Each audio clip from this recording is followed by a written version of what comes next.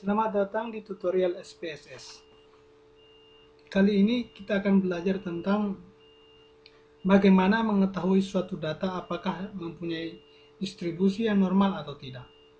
Manfaat dari pelajaran ini adalah Anda sebisa mungkin dapat menginterpretasikan data apakah data tersebut terdistribusi normal atau tidak.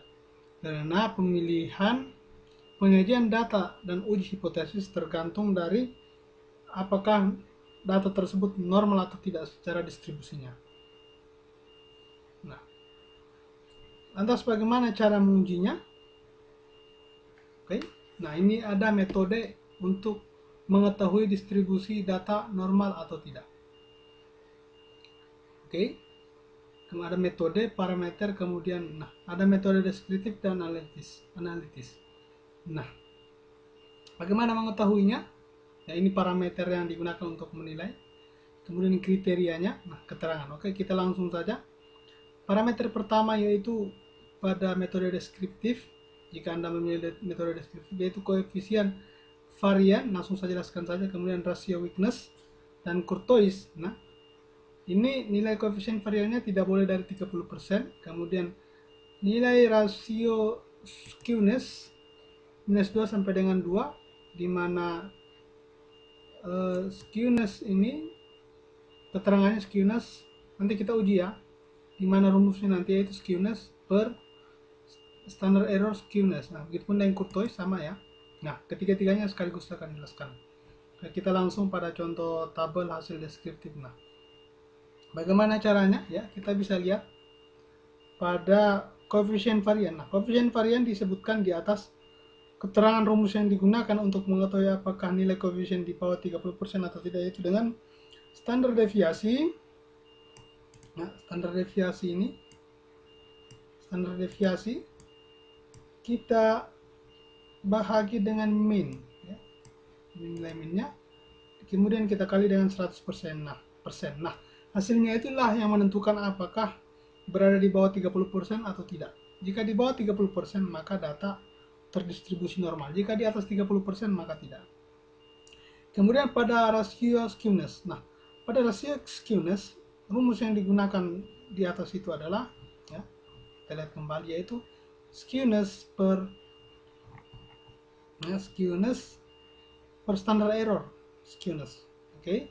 Jadi skewness per ini skewness 0,152 dikali dengan 0,171 dibagi dengan 0,171. Nah, hasilnya jika tidak berada pada range minus 2 sampai dengan 2, maka datanya tidak distribusi normal. Tapi jika berada pada range tersebut, berarti terdistribusi normal. Nah, sama halnya dengan kurtosis. Nah, pada kurtosis sama juga ya, menggunakan rumus yang sama. Nah, rumus yang berbeda yaitu dimana kurtosis per standard error kurtosis. Nah, parameternya sama juga, yaitu minus 2 sampai dengan 2. Oke, jelaskan ya, ini sama, sudah saya jelaskan ketiganya. Kemudian histogram. Kemudian kita juga bisa melihat dari histogramnya. Nah, ini contoh histogramnya ya. Kita perbesar dulu histogramnya. Sudah bisa ya. Saya coba perbesar sedikit lah. Oke.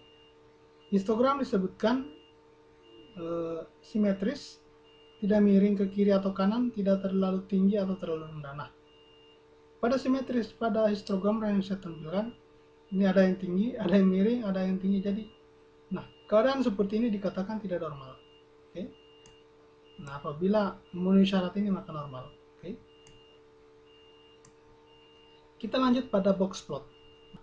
Box plot itu, saya tidak lupa tadi ya. Kita langsung saja ke normal Kiki plots. Normal Kiki plots. Nah, ini ya, ini bisa dikatakan normal karena berada